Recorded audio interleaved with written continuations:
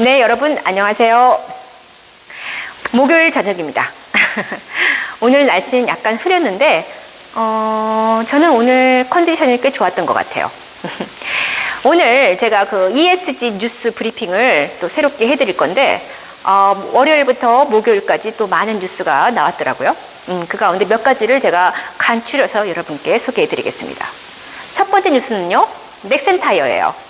넥센타이어는 뭐 운전을 하시는 분들은 한국의 3대 타이어 업체, 한국타이어, 금호타이어, 넥센타이어 다 알고 계시죠? 네, 그 넥센타이어가 지속가능 경영 보고서, 즉 ESG 보고서를 발간했다고 합니다. 그래서 지난 1년간 넥센타이어가 특히 E에 해당되는 탄소 배출을 줄이기 위한 어떤 노력을 또는 어떤 연구 개발을 해왔는가, 그러한 상세한 내용이 이 보고서에 담겨 있다고 해요. 그런데 지금 전반적으로 내연기관차가 전기차로 바뀌어가는 그런 흐름이잖아요. 그러니까 타이어도 그 추세에 맞게 지금 엄청난 변화를 지금 맞이하고 있다고 합니다. 특히 전기차는요, 이 내연기관차와 달리 좀 하중이 좀 무겁대요. 왜냐하면 2차 전지 때문에. 이 전기차에 들어가는 배터리, 2차 전지는 무게가 상당히 무겁대요. 그래서 이 뭐라고 하죠? 한 수백 킬로그램 정도가 내연기관차에 비해서 차체가 무거워진다고 합니다. 타이어 자체가 상당히 견고한 내구성을 가지지 않으면 안 된다라고 해요. 그래서 전기차에 들어갈 타이어 소재를 새롭게 연구 개발을 하면서 친환경 소재, 즉 탄소 배출을 줄이는 방향으로 또 소재 개발까지 같이 하고 있다라는 소식입니다. 네. 그 다음에요, 여러분, 현대 엔지니어링. 혹시 건설업에 종사하시는 분들은 현대 엔지니어링을 모를 리가 없죠. 저는 주식 투자를 하면서 현대 건설과 현대 엔지니어링, 삼성 엔지니어링 이런 회사들을 알게 됐어요. 네, 이제 현대는 아무래도 이 인프라, 어떤 하드웨어 이러한 그 쪽에 좀 더 강력한 그런 힘을 가지고 있죠. 현대 엔지니어링이 역시 넥센타이어처럼 ESG 경영 보고서를 또 발간했다고 합니다. 근데 사실은 현대 엔지니어링은 지금 지속적으로 친환경 건설 공법을 사용해 온 기업이기도 해요. 근데 그 친환경 공법이라는 게 뭐냐면요, 제가 좀 몇 가지로 설명을 해드릴 텐데, 첫 번째는요, GTL 공법이라고 해요. 그것은 청정 에너지로 이 건설 자재들을 생산을 하는 건데, 한마디로 말해서 천연가스를 석유로 바꾸는 기술이라고 합니다. 근데 이게 상당히 고차원적인 기술이라 좀 굉장히 기술력에 갖춰져 있지 않는 기업에서는 활용할 수 없다고 해요. 근데 현대 엔지니어링에서 이러한 그 기술을 통해서 이게 뭐에 좋으냐? 이 공기, 대기 오염을 덜 시킨다고 합니다. 그래서 이산화탄소를 감소시키기 위해서 GTL 공법을 사용하고, 두 번째 기술은요, HSC 공법이라고 한대요. 이게 뭐냐면 하이브리드 스마트 시멘트라고 합니다. 그래서 앞에 글자를 따가지고 HSC라고 하는데, 이게 뭐냐면요, 세 종류의 시멘트를 혼합해가지고 만드는 특수 시멘트인데, 이게 이 HSC 공법으로 건설을 하면은 훨씬 더 친환경적인 그러한 공간이 구성이 된다고 합니다. 그 다음에 세 번째 기술은요, 그린 HPC 파일이라는 그러한 공법인데요. 이것은 이제 콘크리트의 결점을 보완하는 보완제로서의 역할을 하는데, 녹색 인증 기술을 받았다고 합니다. 네. 그 다음에요, 하이라이트가 있는데요. 이거는 모듈러, 친환경 모듈러 공법을 확대하고 있다고 합니다.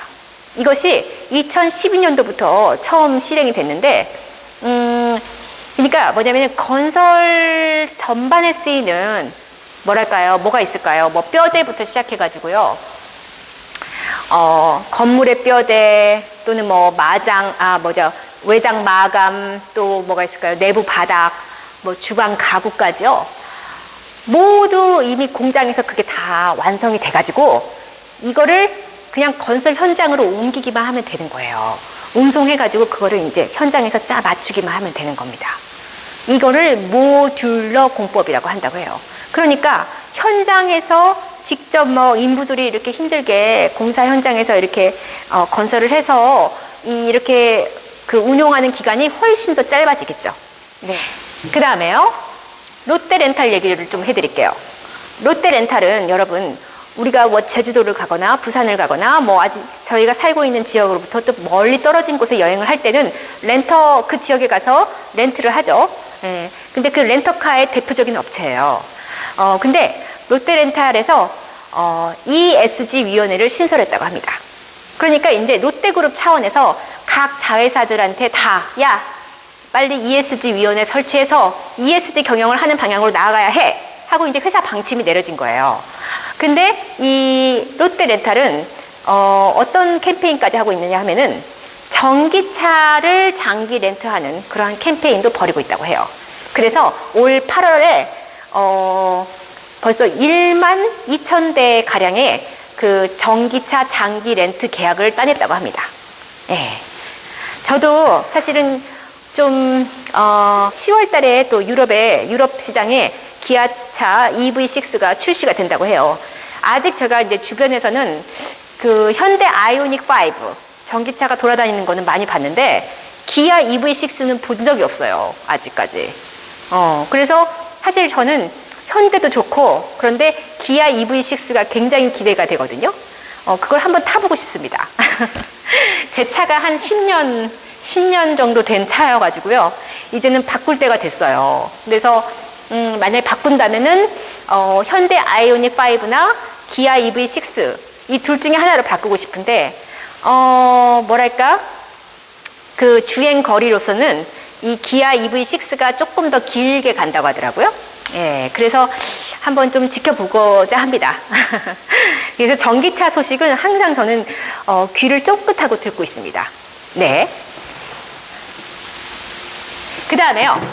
포스코 얘기를 할게요. 오늘의 하이라이트는 오늘 뉴스의 모든 하이라이트는 포스코예요. 예. 포스코가 현대제철 똑같이 철강업계죠. 철강사죠. 1, 2위를 다투고 있죠. 포스코와 현대제철이 탄소 저감을 위한 ESG 협력을 강화하고 있다고 합니다. 예, 그게 무슨 내용이냐면요. 이 포스코는 이제 포항에도 제철소가 있지만 광양에도 제철소가 큰 게 있어요. 근데 그 광양에서 생산된 그 철강 코일을 배로 실어가지고 어디로 나르느냐? 평택항에서 그것을 하역을 한다고 합니다. 그리고 빈 배로 돌아왔대요. 그동안. 근데 이번에 현대제철과 MOU를 맺으면서 어떻게 하기로 했느냐? 당진, 그 평택 바로 옆에 당진이 있거든요. 당진 제철소에서는 현대제철이 또 거기서 이제 철강을 또 이렇게 재련하는, 가공하는 그러한 그 공장인데 거기서 현대제철에서 생산된 그 철강 코일을 이 포스코의 그러니까 배가 빈 배로 돌아오지 않고 이 현대제철에서 생산된 철을 포스코의 그 배가 대신 운송해 주는 거예요. 네. 그래가지고 이거를 복화 운송이라고 한다고 해요. 그러니까 또 현대제철에서는요, 당진제철소하고 순천항을 이렇게 왕복 운행을 했는데 이 경로에 광양제철소를 경로에 포함을 시킨 거예요. 그래서 이거를 이 광양을 경유해서 가도록 그래가지고 포스코가 이 당진에 있는 그 KB 동부제철로 보내는 그 코일의 일부를, 그러니까 그 철강석의 일부를 대신 운송해 주기로 했다는 겁니다. 네. 그래서 이렇게 두 철강사가 이 복화 운송을 하는 그 과정에서 탄소 배출량이 연간 3,000톤이나 저감되고요. 이거는요, 나무로 치면은 소나무를 54만 그루를 새로 심는 것과 같은 효과를 가져온다고 합니다. 대단하지 않습니까? 너무나 이 똑똑한 MOU를 맺은 것 같아요.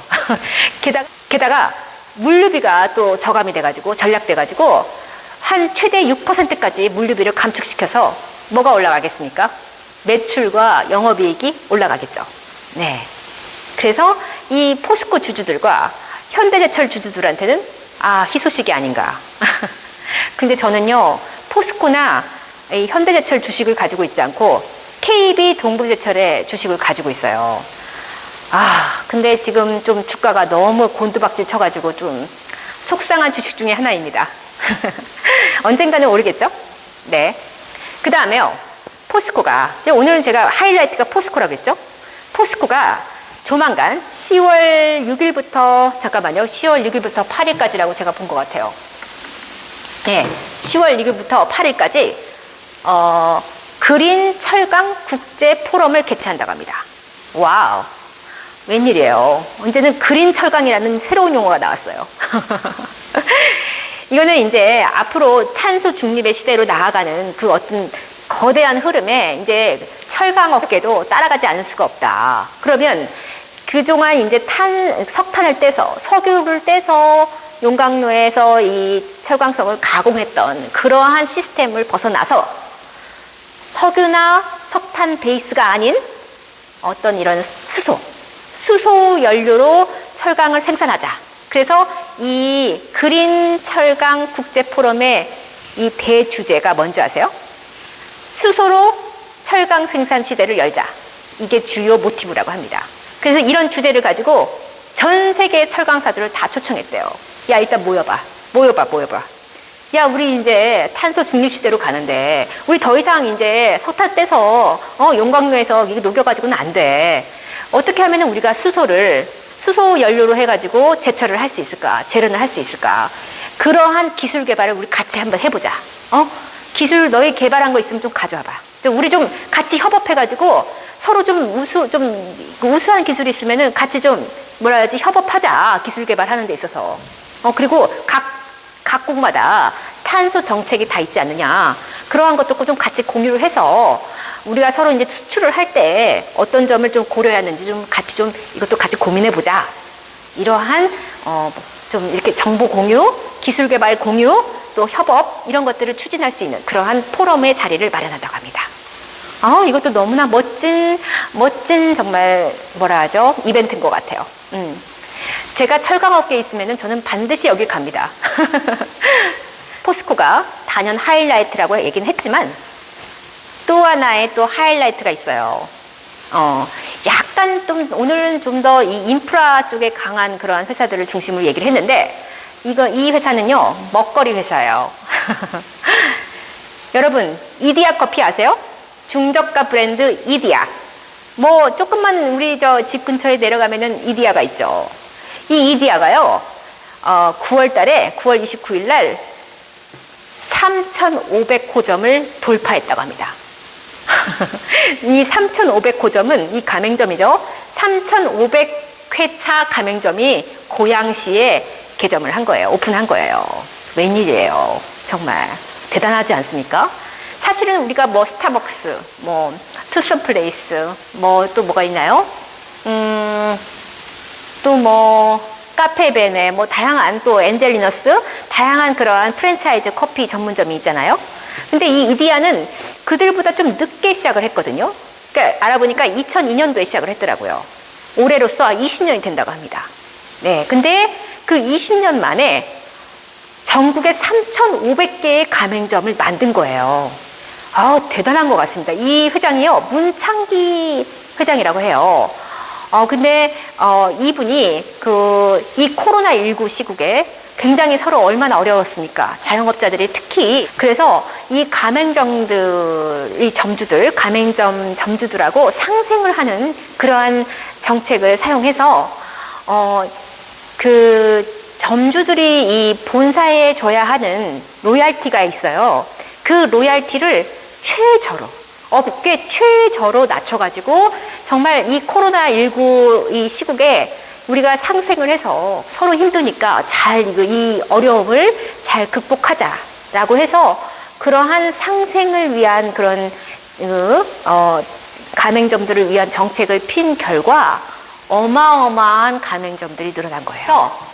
지금 그러니까 2013년도에 1,000호점이 돌파됐고 2016년도에 2,000호점, 2019년도에 3,000호점이 돌파가 됐다고 합니다.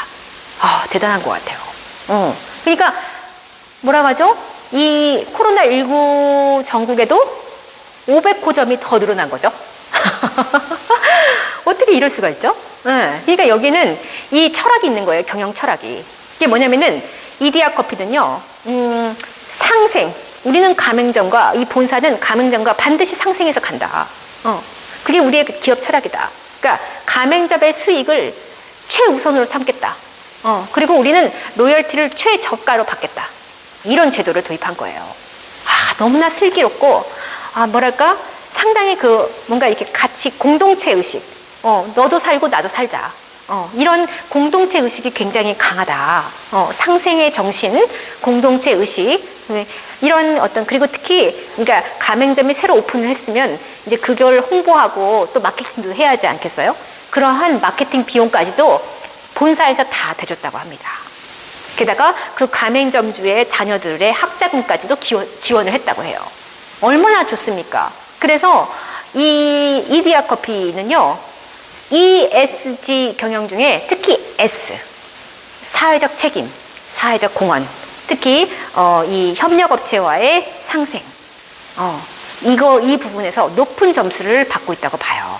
그리고 이 자체 내에서, 이 이디야 커피 자체 내에도 ESG 경영위원회가 신설이 됐다고 합니다. 아마 커피 전문점 중에는 처음이 아닐까 생각이 들어요. 네. 물론 스타벅스가 있긴 한데 우리나라 프랜차이즈 업계로서는 처음이 아닐까라는 생각이 듭니다. 네, 오늘은 여기까지 여러분께 뉴스를 소개해 드렸습니다. 더 많은 뉴스가 있어요. 특히 ESG 관련된 그 투자 뉴스가 많더라고요. 그러니까 ESG 펀드, ESG ETF 상품, 그 다음에 또 우리나라의 여러 금융 또는 지주회사, 금융 지주회사들이 ESG 기업에 투자한다라는 소식, 그리고 무슨 또 신한그룹 같은 데서는 ESG 펀드가 나왔다라는 소식 다양합니다. 그런 투자와 관련된 금융 투자나 금융업 관련된 그런 것은 한 번에 모아서 여러분께 소개해 드리겠습니다. 네. 그럼 오늘도 즐겁고 행복한 저녁이 되시길 바랍니다. 감사합니다.